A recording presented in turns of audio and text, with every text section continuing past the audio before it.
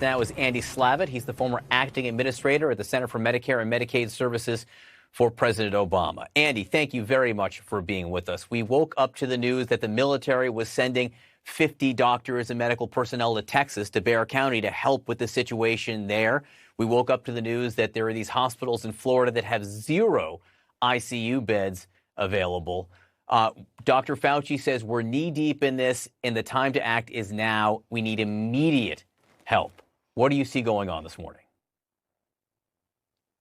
Well, we're really trying to wrestle with 3 failures that make it very difficult to care for people in this virus. First is a failure of moral leadership to prepare, to care, to focus on the public. The second is we're failing to adapt. This is going from state to state to state, and the states where it hasn't hit yet still don't get it.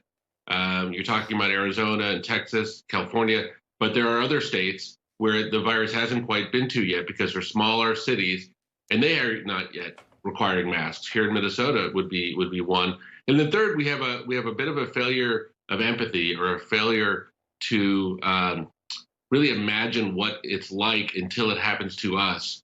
And I think because this is happening to a lot of older people, and to a lot of people in nursing homes, and to a lot of Black and brown people, it seems to create some indifference in the population. We need to take all 3 of those failures and address them head on, or the fall's going to get worse and worse. Andy, I don't see how we get out of this. I don't understand the exit ramp here. When people say we need immediate help, what can we do at this point?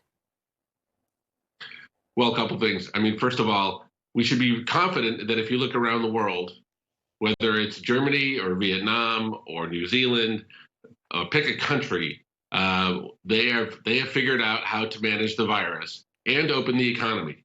But they understand something we haven't yet, which is taking a little bit of short-term pain for long-term gain. So if we want to open schools in the fall, if we want to get life back to normal, we have to not go to bars as much. And so we have to actually meet this challenge head on.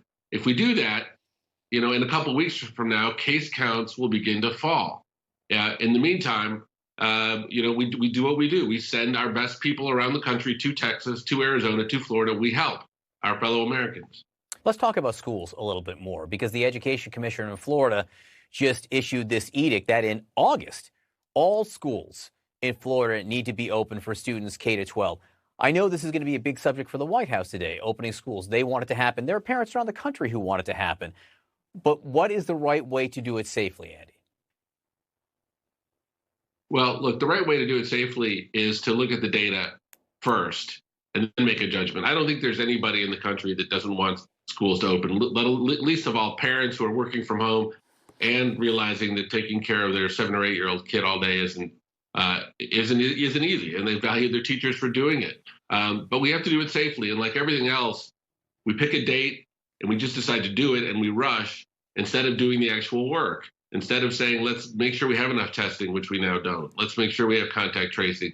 Let's make sure that we have classroom sizes that are safe, that we have well-conditioned rooms so we're not recirculating air to kids.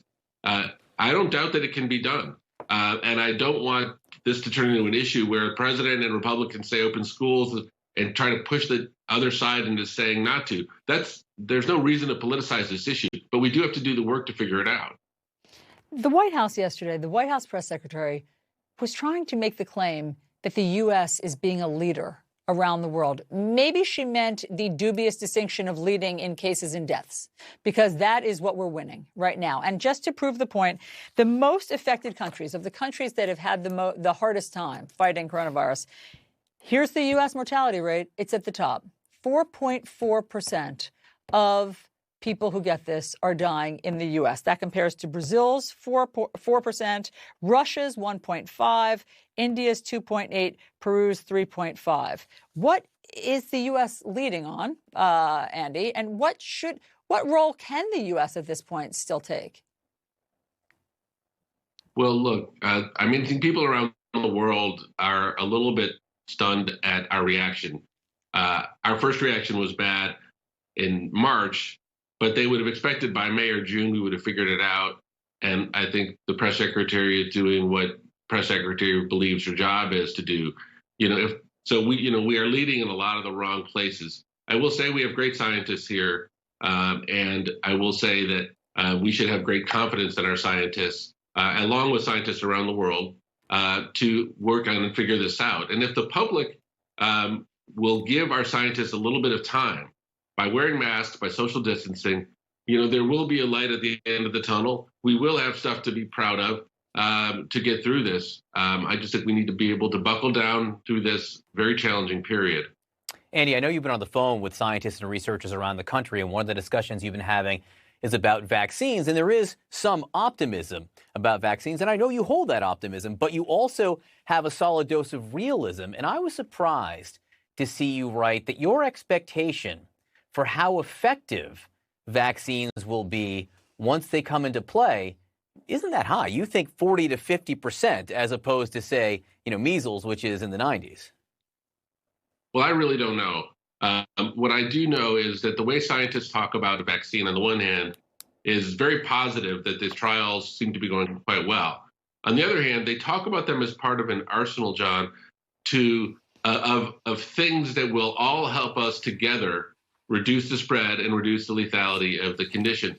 So monoclonal antibodies, vaccines, continuously improving. So in our minds, if we have this notion that we have a world of before a vaccine and after a vaccine, it doesn't sound quite so clean. It actually sounds more, that's not necessarily bad news. It sounds more like continually improving our situation, making it less lethal, making things better and better over time, and then having somewhat of a new normal to make sure that we don't get to new spread again.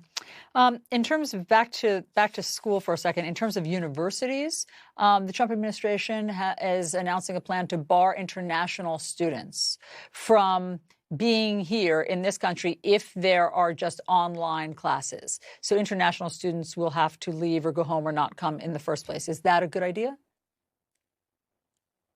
That is let's call it as a mean idea. You have students who have not been able to afford to go home, have been fearful that they wouldn't be able to get back in the country.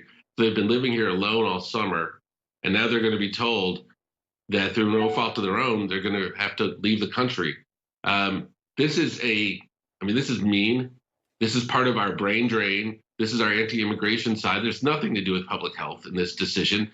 And I think I would call on every university to hold a one-day outdoor class for international students once per semester, meet whatever requirement ICE has, because ICE is driving this in a name to please the president, from what I understand. And if you're a parent, there are numbers to call. There are lawyers available that are trying to fix this, but there is no reason for this whatsoever. It's a terrible idea.